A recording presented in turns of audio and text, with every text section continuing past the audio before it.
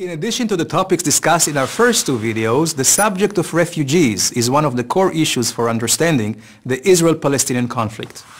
Who are the refugees? Why, more than 60 years later, is this still an issue? Let's look at the facts.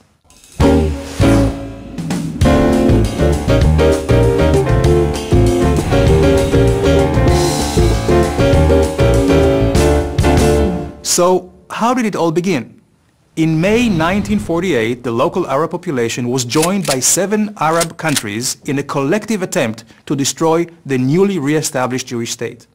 Encouraged by Arab leaders who promised they would return as victors, and later on, as a result of their failed war efforts, an estimated 500,000 Arabs fled to neighboring Arab territories.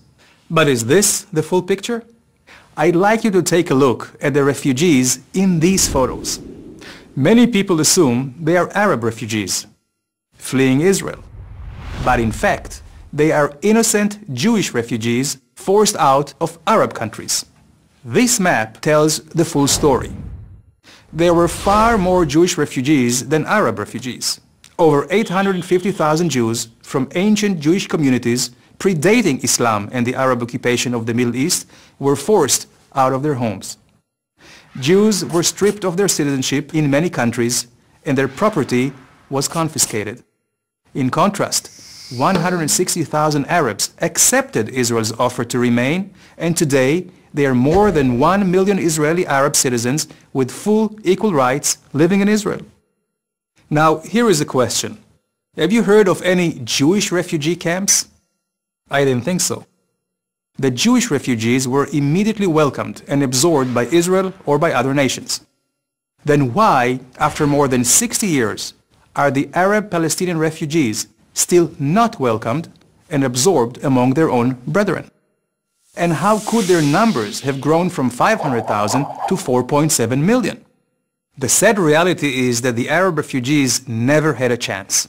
Attempts at resettlement were blocked by a variety of discriminatory laws enacted in Arab countries, such as a ban on receiving citizenship, with the exception of Jordan, blocking them from entering many professions, restrictions on owning land, restrictions on movement, and a denial of education and health services.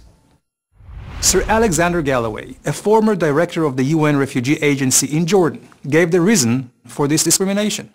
Quote, "The Arab nations do not want to solve the Arab refugee problem. They want to keep it as an open sore, as a weapon against Israel." Egyptian President Gamal Abdel Nasser explained the effect of this weapon, aimed at overwhelming Israel demographically, with generations of refugees cultivated to hate. Quote, "If the refugees return to Israel, Israel will cease to exist." And what role did the United Nations play? Sadly, they were less than helpful. While all refugees in the world are assisted by the United Nations High Commissioner for Refugees, UNHCR, a separate agency, UNWRA, was established specifically for the Palestinians. Why can't the Palestinian refugees share an agency with the refugees of Bosnia, Congo, or Darfur, to name a few? The answer is because while the United Nations Central Refugee Agency helps refugees resettle, the United Nations Palestinian Refugee Agency helps perpetuate their status by applying unique criteria. For example, refugees lose their status after receiving citizenship from a recognized country. Palestinian refugees do not. Refugees cannot transmit their status from generation to generation. Palestinian refugees can. Refugees are encouraged to resettle in other countries or integrate in their host countries. UNWRA avoids such policies. The United Nations spends on a single Palestinian refugee almost 3 times more than on a non-Palestinian refugee, and employs over 30 times the staff. The bottom line is, throughout the 20th century, the UN found durable solutions for tens of millions of refugees, while the Palestinian Refugee Agency has found, well, none. Some people may suggest this is hypocrisy. Let me share something personal. My father's family was forced out of Algeria. They and another 600,000 Jews from Arab states resettled in Israel.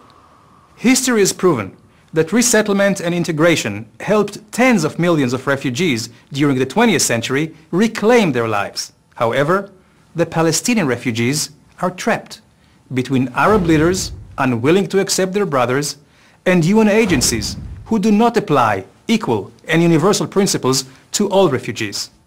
Is this just?